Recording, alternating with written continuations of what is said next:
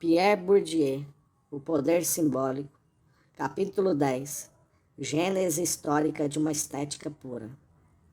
Comecemos com um paradoxo.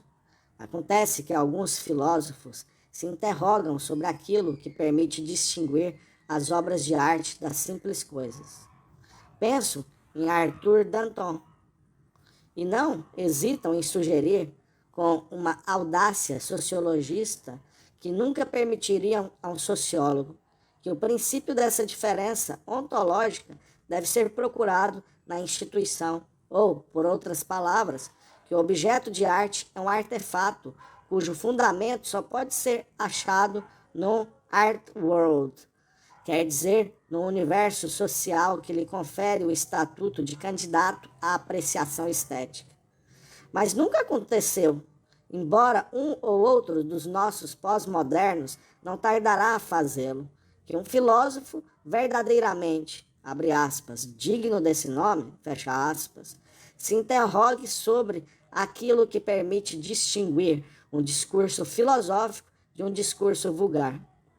Esta questão surge com particular acuidade quando, como neste caso, o filósofo, ou seja, aquele que certo philosophical world designa e reconhece como tal, concede a si próprio um discurso que ele recusaria, pondo-lhe o rótulo de sociologismo a todo aquele que, tal como sociólogo, não faz parte da instituição filosófica.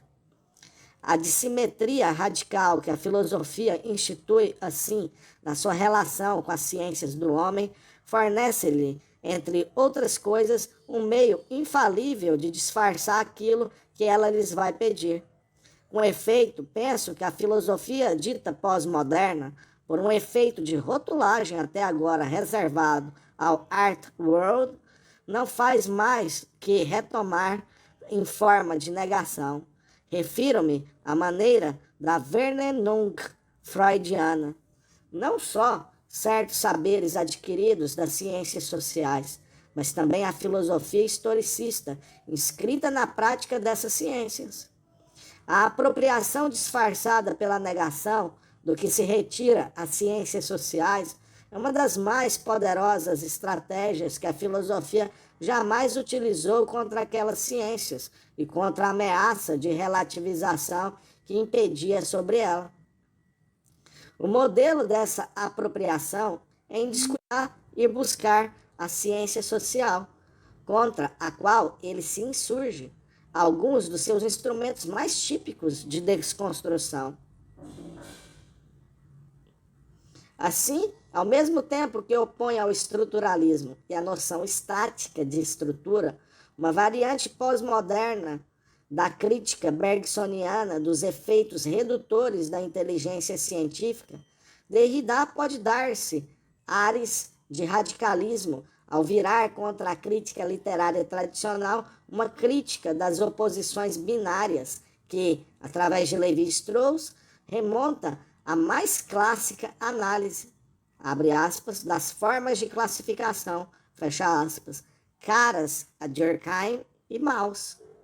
Mas não se pode verdadeiramente ganhar em todas as frentes, e a sociologia da instituição artística que o desconstrutor pode realizar unicamente em forma de negação, nunca vai até ao termo da sua lógica.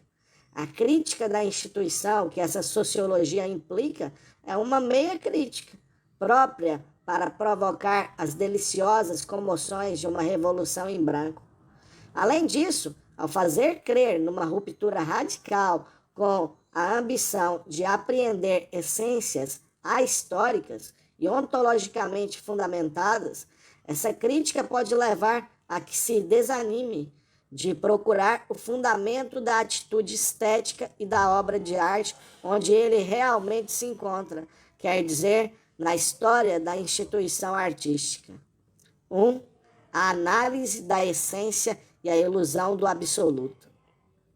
O que é digno de nota na diversidade das respostas que os filósofos têm dado à questão da especificidade da obra de arte é mais a ambição que lhes é comum, à exceção talvez de Wittgenstein, de apreender uma essência transhistórica ou anistórica do que estarem de acordo quase sempre em insistirem na essência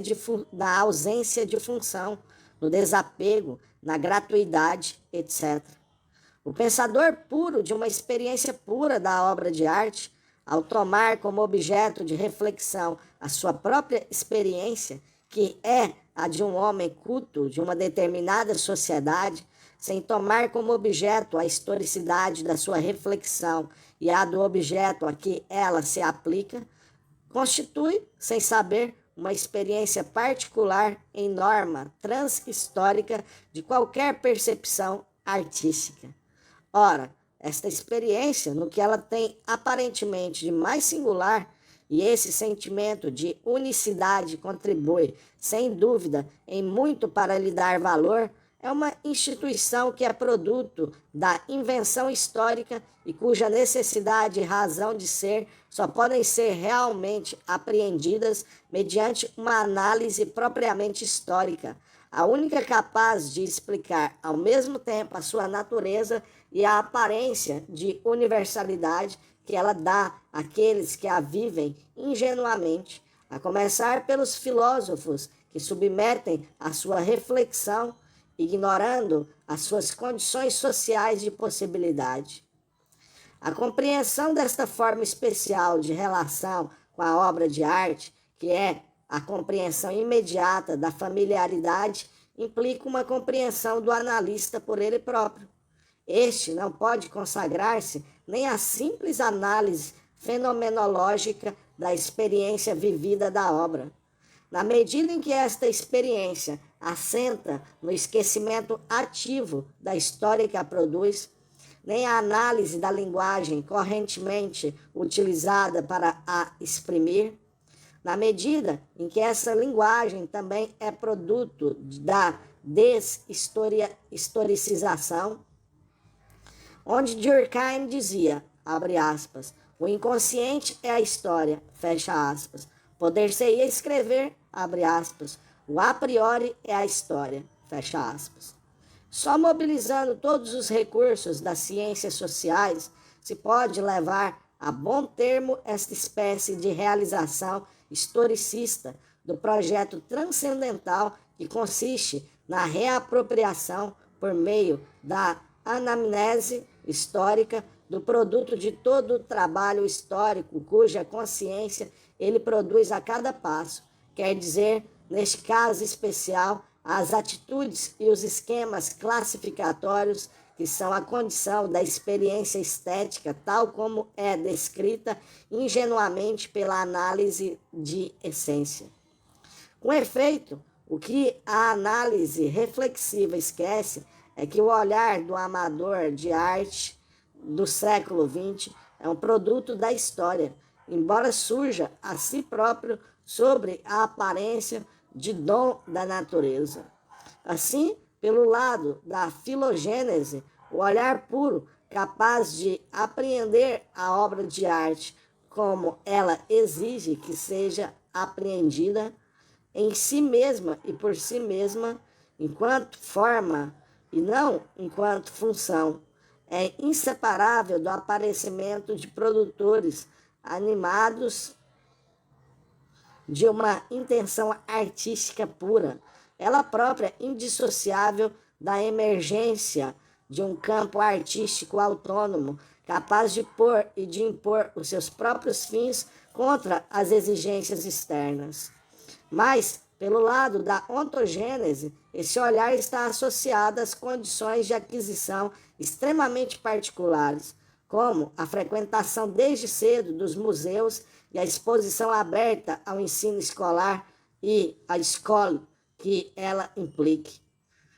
O que significa, diga-se de passagem, que a análise de essência, quando omite essas condições, universalizando dessa forma o caso particular, institui tacitamente em norma universal de qualquer prática que pretende ser estética as propriedades bem específicas de uma experiência que é produto do privilégio, quer dizer, de condições de aquisição excepcionais.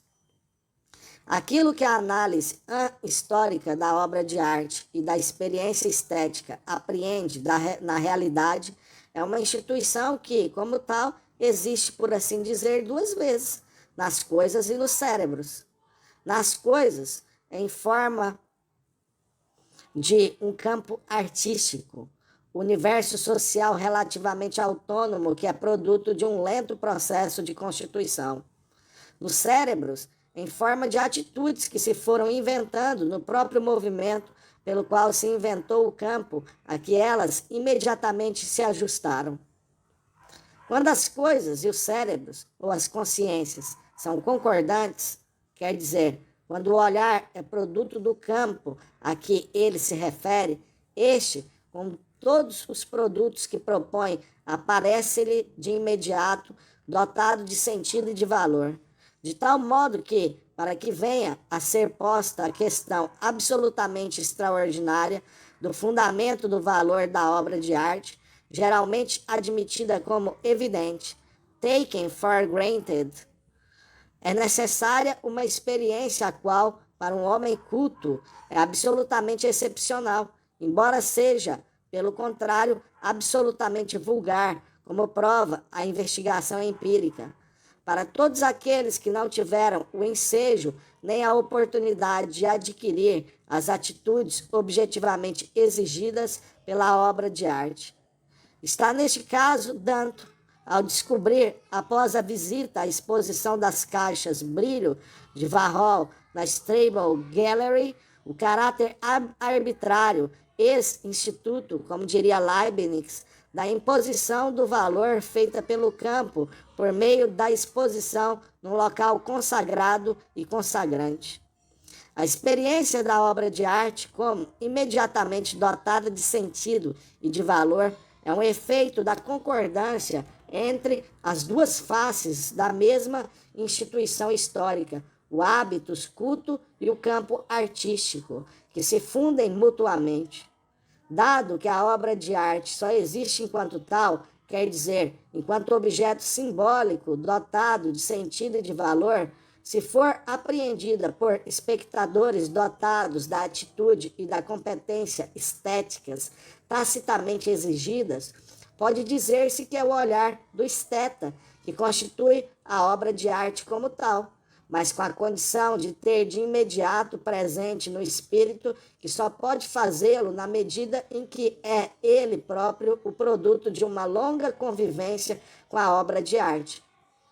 Este círculo, que é o círculo da crença e do sagrado, é também o de qualquer instituição que só pode funcionar se for instituída ao mesmo tempo na objetividade de um jogo social e nas atitudes que levam a entrar no jogo, a interessar-se por ele.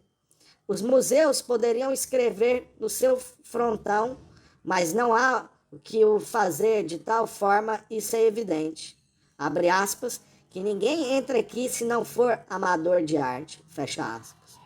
O jogo cria a ilúgio, o investimento no jogo do jogador avisado, dotado do sentido do jogo, que habituado ao jogo, pois que é feito pelo jogo, joga o jogo, e por esse meio o faz existir. O campo artístico, pelo seu próprio funcionamento, cria a atitude estética sem a qual o campo não poderia funcionar. Em especial, por meio, sobretudo, da concorrência que opõe todos os agentes investidos no jogo, ele reproduz incessantemente o interesse pelo jogo, a crença no valor daquilo que está em jogo. Para dar uma ideia desse trabalho coletivo e dos inúmeros atos de delegação de poder simbólico, de reconhecimento voluntário ou forçado, através dos quais se gera esse reservatório de crédito onde bebem os criadores de feitiços, bastará evocar a relação entre os diferentes críticos de vanguarda que se consagram como tais, consagrando obras cujo valor sagrado é dificilmente apreendido pelos amadores cultos ou até pelos seus concorrentes mais avançados. Em suma, a questão do sentido e do valor da obra de arte tal como a questão da especificidade do juízo estético e todos os grandes problemas da estética filosófica, só podem achar a sua solução numa história social do campo, associada a uma sociologia das condições da constituição da atitude estética especial que o campo exige em cada um dos seus estados. 2. A gênese do campo artístico e a invenção do olhar puro. O que é que faz com que a obra de arte seja uma obra de arte e não uma coisa do mundo ou um simples utensílio? O que é que faz de um artista, em oposição a um artífice ou a um pintor de domingo? O que é que faz com que um bácio ou uma garrafeira expostos no museu sejam obras de arte? Será o fato de estarem assinados por Duchamp, artista reconhecido e antes de mais como artista, e não por um comerciante de vinhos ou um latoeiro?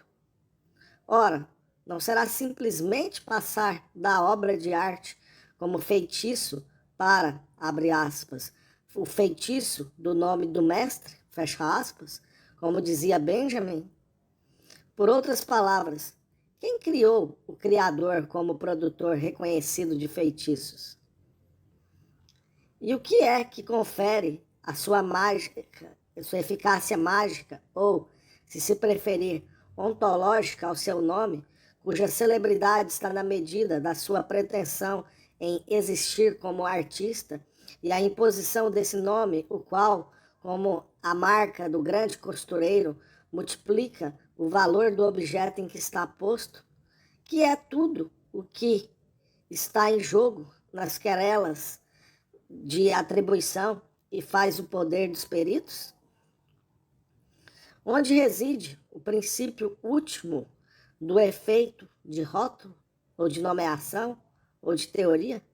Palavra esta particularmente adequada, visto que se trata de ver, teorem, e de fazer crer, que, ao introduzir a diferença, a divisão, a separação, produz o sagrado? Estas questões são absolutamente análogas, na sua ordem, às que Mauss punha quando, em seu Essai sur la magie, ao interrogar-se acerca do princípio da eficácia mágica, se viu obrigado a passar dos instrumentos utilizados pelo feiticeiro para o próprio feiticeiro, e deste para a crença dos seus clientes, e gradualmente para todo o universo social no interior do qual se elabora e se exerce a magia. Deste modo, nessa regressão para a causa primeira e para o fundamento último do valor da obra de arte, é necessário parar. E para explicar esta espécie de milagre da transubstanciação que está na origem da existência da obra de arte e que, comumente esquecido, é brutalmente trazido à mente pelas manifestações de força à maneira de Duchamp,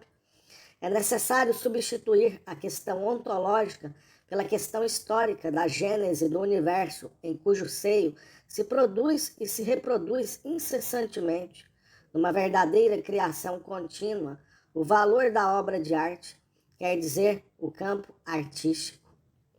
A análise de essência do filósofo apenas registra o produto da análise de essência real que a própria história realiza na objetividade através do processo de autonomização no qual, e também pelo qual, se institui progressivamente o campo artístico e se criam os agentes, artistas, críticos, historiógrafos, conservadores, etc. Os técnicos, as categorias e os conceitos, gêneros, maneiras, épocas, estilos, etc., característicos desse universo. Noções que se tornaram tão evidentes e tão banais como as de artista e de criador, assim como as próprias palavras que as designam e as constituem são produtos de um longo e lento trabalho histórico. É isto que, muitas vezes, os próprios historiadores da arte esquecem quando se interrogam acerca da emergência do artista no sentido moderno do termo, sem por isso escaparem à armadilha do pensamento essencial, inscrita no uso constantemente ameaçado pelo anacronismo de palavras historicamente inventadas, por conseguinte datadas. Por não se pôr em causa tudo aquilo que se encontra tacitamente envolvido na noção moderna de artista, particularmente a ideologia profissional do criador, incriado, que se foi elaborando ao longo do século XIX, e por não se romper com o objetivo, com o objeto aparente, quer dizer, o artista, ou por outro lado, o escritor, o filósofo, o letrado, para considerar o campo de produção de que é produto o artista, socialmente instituído como criador. Os historiadores da arte não podem substituir a interrogação ritual acerca do local e do momento do aparecimento da personagem do artista em oposição ao artífice, pela questão das condições econômicas e sociais da constituição de um campo artístico baseado na crença nos poderes quase mágicos reconhecidos ao artista moderno nos estados mais avançados do campo. Não se trata apenas de exorcizar aquilo a que Benjamin chamava, abre aspas, o feitiço do nome do mestre, fecha aspas, por meio de uma simples inversão sacrílega e um tanto pueril, quer se queira, quer não, o nome do mestre é bem um feitiço. Trata-se, sobretudo, de descrever a emergência progressiva do conjunto das condições sociais que possibilitam a personagem do artista como produtor desse feitiço que é a obra de arte, isto é, descrever a constituição do campo artístico, no qual estão incluídos os analistas, a começar pelos historiadores da arte, mesmo os mais críticos, como lugar em que se produz e se reproduz incessantemente a crença no valor da arte e no poder de criação do valor que é próprio do artista. O que leva a rolar não só os índices de autonomia do artista, aqueles que a análise dos contratos revela como o aparecimento da assinatura, da competência específica do artista ou do recurso, em caso de conflito, a arbitragem dos pares, etc., mas também os índices de autonomia do campo, tais como a emergência do conjunto das instituições específicas que condicionam o funcionamento da economia dos bens culturais, locais de exposição, galerias, museus, etc., instâncias de consagração, academias, salões, etc., instâncias de reprodução dos produtores e dos consumidores, escolas de belas artes, etc., agentes especializados, comerciantes, críticos, historiadores da arte, colecionadores, etc., dotados das atitudes objetivamente exigidas pelo campo e de categorias de percepção e de apreciação específicas, irredutíveis às que têm curso normal na existência corrente e que são capazes de impor uma medida específica do valor do artista e dos seus produtos. Enquanto a pintura for medida em unidades de superfície ou em campos de trabalho, ou pela quantidade e pelo preço dos materiais utilizados, ou ouro ou silicato, o artista pintor não difere radicalmente de um pintor de paredes. Por isso, entre todas as invenções que acompanham a emergência do campo de produção, uma das mais importantes é, sem dúvida, a elaboração de uma linguagem artística. Antes de mais, uma maneira de nomear o pintor, de falar dele, da natureza do seu trabalho e do modo de remuneração desse trabalho, através da qual se elabora uma definição autônoma do valor propriamente artístico, irredutível enquanto tal, ao valor estritamente econômico. E também, pela mesma lógica, uma maneira de falar da própria pintura, da técnica pictórica, com palavras apropriadas, muitas vezes pares de adjetivos, que permitem que se exprima a arte pictórica, a manufatura e até mesmo o cunho próprio de um pintor para cuja existência social ela contribui ao nomeá-la. Nesta lógica, o discurso de celebração, nomeadamente a biografia, desempenha um papel determinante, menos, sem dúvida, pelo que ela diz acerca do pintor e da sua obra, do que pelo fato de o constituir em personagem memorável, digna do relato histórico, à maneira dos homens de Estado e dos poetas. É sabido que a analogia nobilitante ut pictura poesis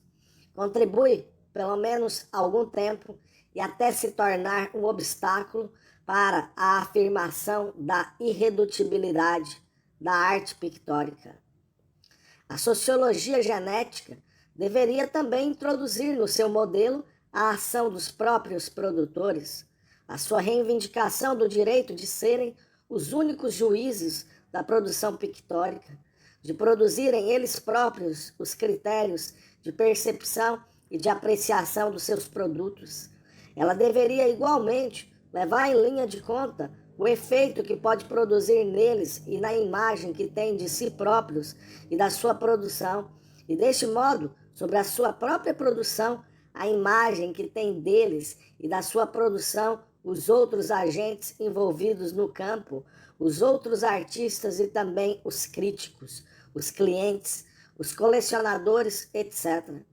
Podemos, pois, supor que o interesse manifestado desde o 400 por certos colecionadores em relação aos esboços e aos desenhos tenha contribuído para elevar o sentimento que o artista podia ter da sua dignidade. Deste modo, à medida que o campo se vai constituindo como tal, o sujeito da produção da obra de arte, do seu valor e também do seu sentido, não é o produtor do objeto na sua materialidade, mas sim o conjunto dos agentes, produtores de obras classificadas como artísticas, grandes ou pequenos, célebres, quer dizer, celebrados ou desconhecidos, críticos de todas as bandas, eles próprios organizados em campo, colecionadores intermediários, conservadores, etc., que têm interesses na arte, que vivem para a arte e também da arte, com graus diferentes, que se opõem em lutas nas quais está em jogo a imposição de uma visão do mundo e também do mundo da arte, aqui colaboram por meio dessas lutas na produção do valor da arte e do artista. Se é esta a lógica do campo, então compreende-se que os conceitos utilizados para pensar as obras de arte, e em particular para as classificar, se caracterizam, como observava Wittgenstein, por uma extrema indeterminação, quer se trate de gêneros, tragédia, comédia, drama ou romance,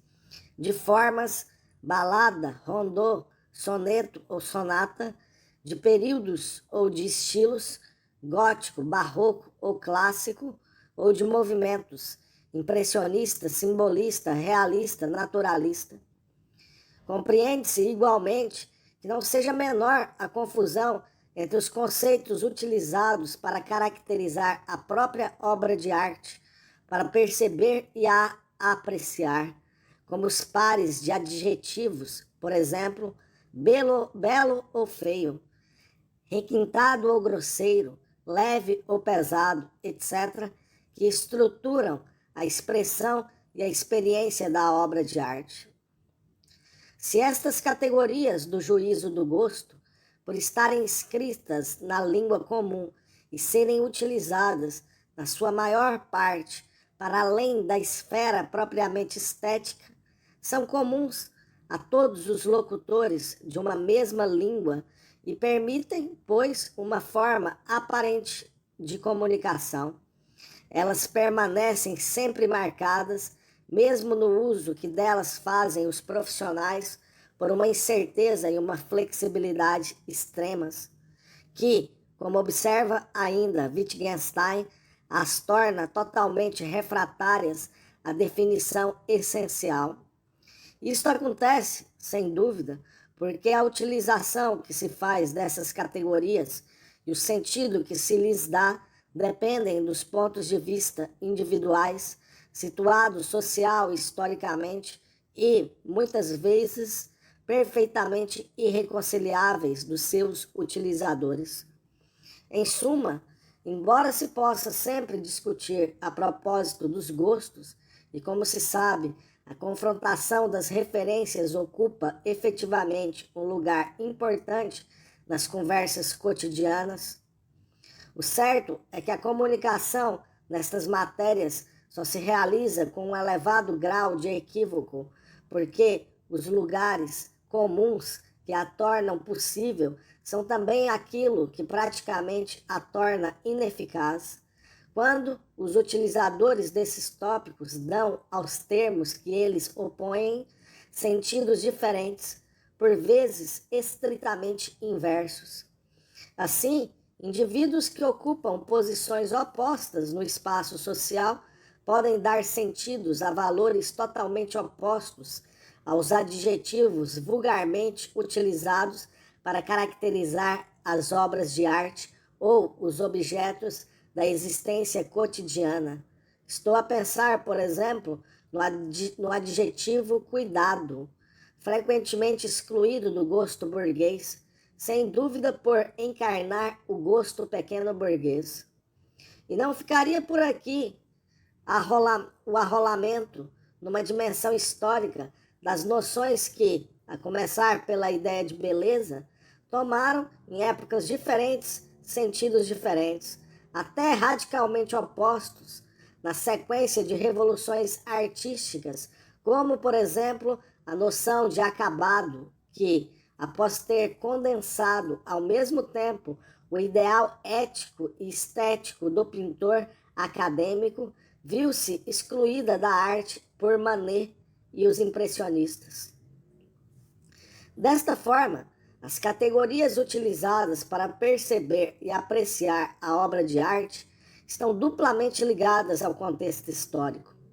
Associadas a um universo social situado e datado, elas são objeto de usos, também eles marcados socialmente pela posição social dos utilizadores que envolvem nas opções estéticas por elas permitidas as atitudes constitutivas do seu hábitos.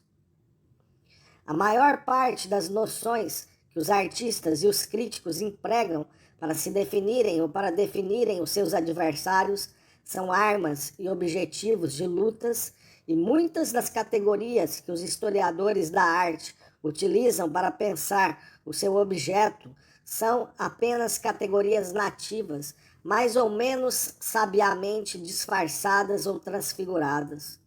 Estes conceitos de combate, inicialmente concebidos, a maior parte das vezes, como insultos ou condenações, as nossas categorias vêm do grego categorem, acusar publicamente.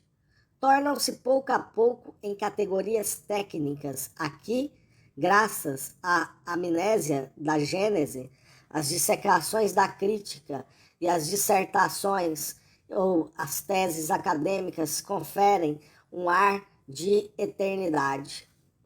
Entre todas as maneiras de entrar em lutas que devem ser apreendidas como lutas do exterior para serem objetivadas, a mais tentadora e irrepreensível é, sem dúvida, a que consiste em se arvorar em árbitro ou juiz, em resolver conflitos que não estão resolvidos na realidade, em ter, por exemplo, a satisfação de anunciar vereditos, de dizer o que é verdadeiramente o realismo, ou ainda, muito simplesmente, de decretar.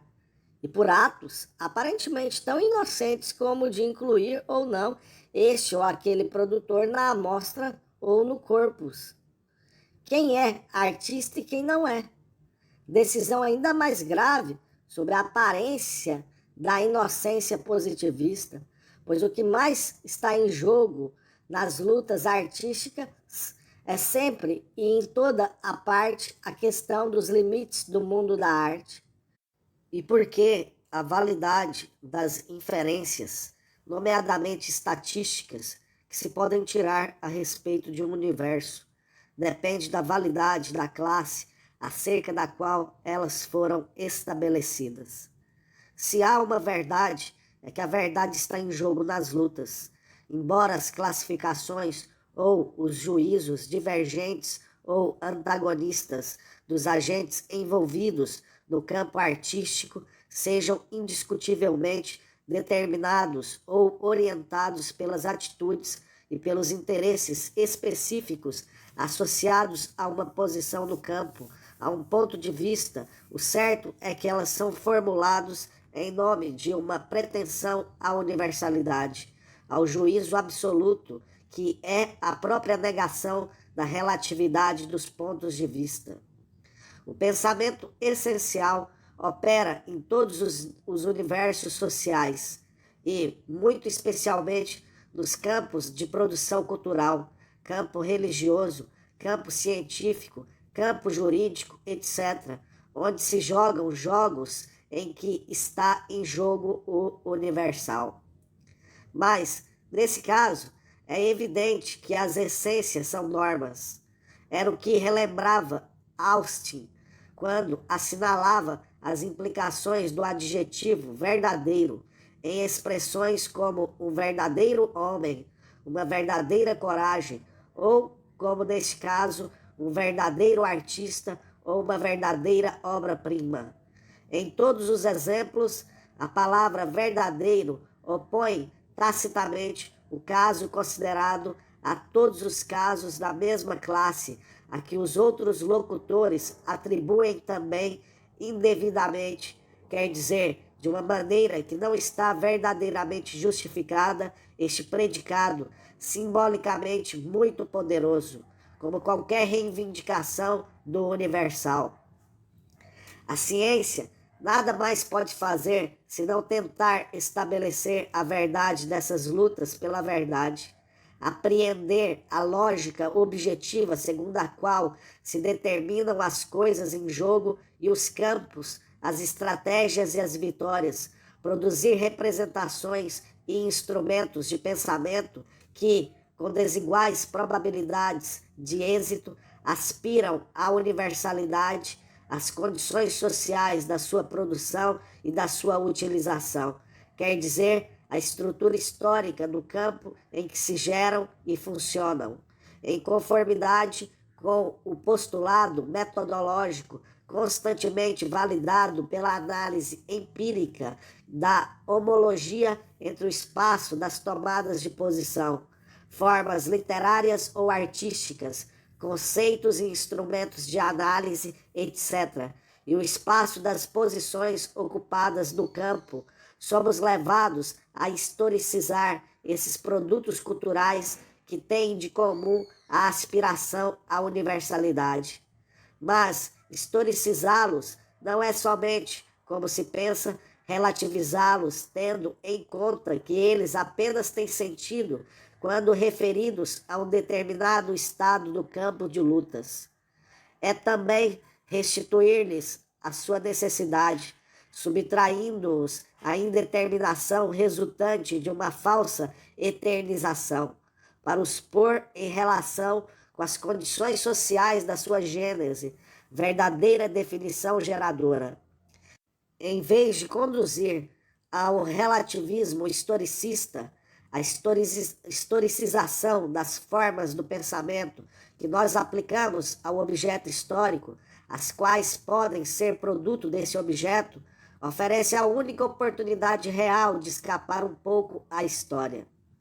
Da mesma forma que as oposições que estruturam a percepção estética não são dadas a priori, mas sim historicamente produzidas e reproduzidas e são indissociáveis das condições históricas da sua aplicação, assim também a atitude estética, que constitui em obra de arte os objetos socialmente designados para a sua aplicação, estabelecendo ao mesmo tempo que é da sua alçada a competência estética com as suas categorias, os seus conceitos, as suas taxonomias. É um produto de toda a história do campo que deve ser reproduzido em cada potencial consumidor da obra de arte por uma aprendizagem específica.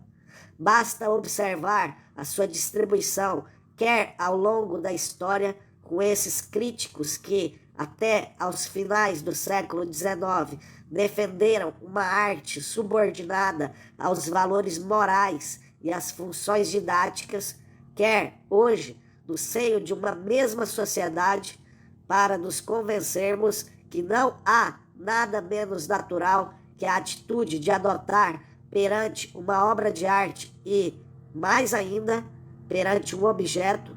qualquer que seja a postura estética, tal como ela é descrita pela análise de essência. A invenção do olhar puro produz-se no próprio movimento do campo para a autonomia. De fato, não podendo relembrar aqui a demonstração, podemos dizer que a afirmação da autonomia dos princípios de produção e de avaliação da obra de arte é inseparável da afirmação da autonomia do produtor, quer dizer, do campo de produção. Tal como a pintura pura de que o olhar puro é o correlato obrigatório. Feita, como escreveu Zola a propósito de Manet, para ser olhada em si mesma e por si mesma, enquanto pintura, enquanto jogo de formas, de valores e de cores, e não como um discurso ut poesis, quer dizer, independentemente de qualquer referência a significações transcendentes. O olhar puro é o resultado de um processo de depuração, verdadeira análise de essência operada pela história ao longo das sucessivas revoluções que, tal como no campo religioso, conduzem de cada vez a nova vanguarda a opor, em nome do regresso ao rigor das origens, à ortodoxia, uma definição mais pura do gênero. Vimos desta forma a poesia depurar-se de todas as propriedades acessórias, formas a destruir, o soneto, o alexandrino, figuras de retórica a demolir, a comparação, a metáfora, conteúdos e sentimentos a banir, o lirismo, a efusão, a psicologia, para se reduzir pouco a pouco, no termo de uma espécie de análise histórica, aos efeitos mais especificamente poéticos, como a ruptura do paralelismo fono-semântico. De uma maneira mais geral, a evolução dos diferentes campos de produção cultural para uma maior autonomia é acompanhada por uma espécie de retorno reflexivo e crítico dos produtores sobre a sua própria produção, que os leva a retirar dela o princípio próprio e os pressupostos específicos. E isto, primeiro, porque o artista, doravante em condições de recusar qualquer constrangimento ou exigência externa, pode afirmar a sua mestria sobre aquilo que o define e que lhe pertence, em particular, quer dizer, a forma, a técnica, a arte, em suma, instituída desta forma como fim exclusivo da arte. Flaubert, no domínio da escrita, Manet, no domínio da pintura, foram sem dúvida os primeiros a tentar impor, à custa de extraordinárias dificuldades subjetivas e objetivas, a afirmação consciente e radical da onipotência do olhar criador, capaz de se aplicar não só por simples inversão aos objetos baixos e vulgares, como pretendia o realismo de Champfleury e Colbert, mas também aos objetos insignificantes perante os quais o Criador pode afirmar o seu poder quase divino de transmutação. Abre aspas, escrever bem o medíocre, fecha aspas. Esta fórmula de Flaubert, que também é válida para Manet, afirma a autonomia da forma em relação ao tema, conferindo, ao mesmo tempo, a percepção culta à sua norma fundamental.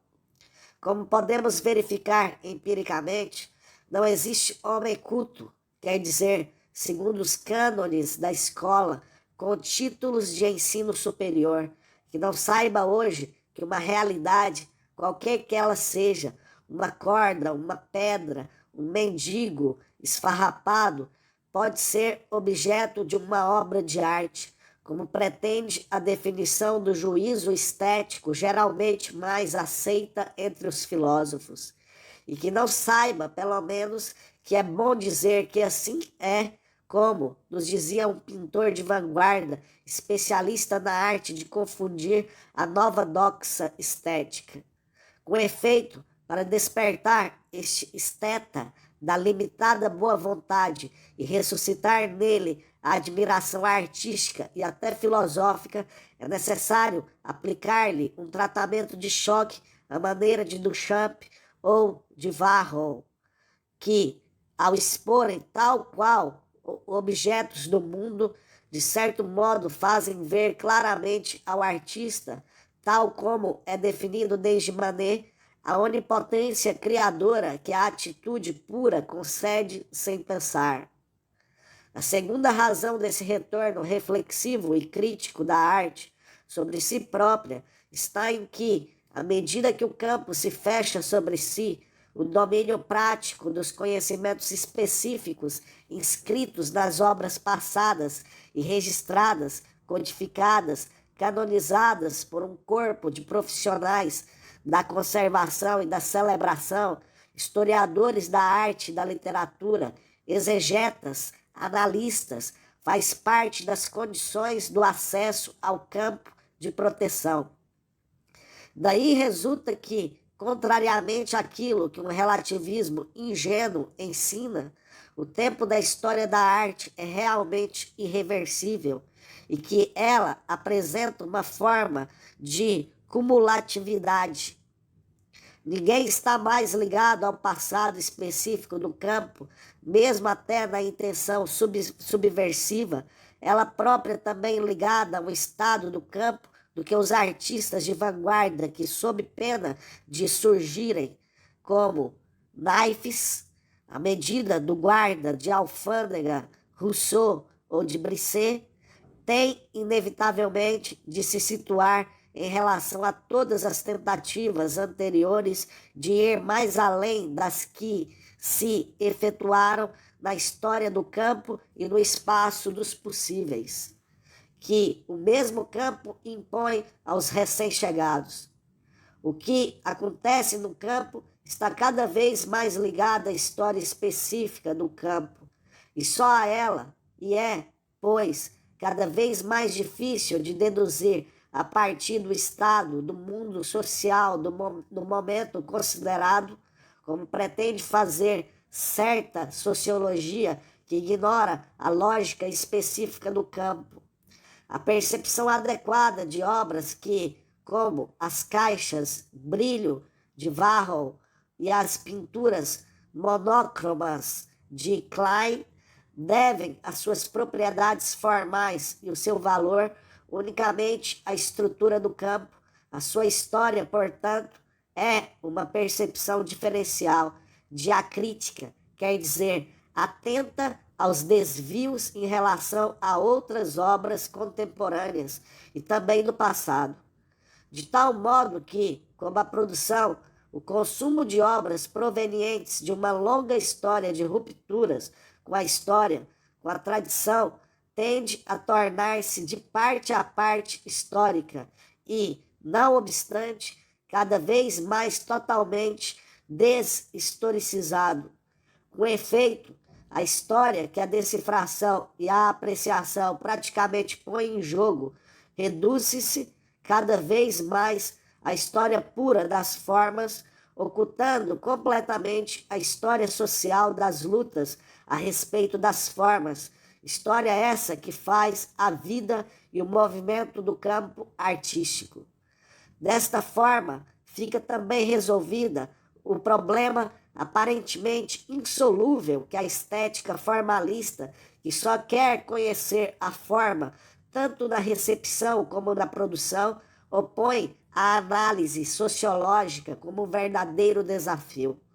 Com efeito, as obras provenientes de uma preocupação pura pela forma parecem feitas para consagrar a validade exclusiva da leitura interna, atenta unicamente às propriedades formais, e para frustrar ou desrespeitar todos os esforços que têm em vista reduzi-las a um contexto social contra o qual elas se constituíram. E, no entanto, para inverter a situação, basta observar que a recusa que a ambição formalista opõe a qualquer espécie de historicização assenta na ignorância das suas próprias condições sociais de possibilidade, exatamente como a estética filosófica que registra e ratifica esta ambição. Em ambos os casos, é esquecido o processo histórico no decurso do qual se estabeleceram as condições sociais de liberdade em relação a determinações externas, quer dizer, o campo de produção relativamente autônomo e a estética ou o pensamento puro que ele torna possível.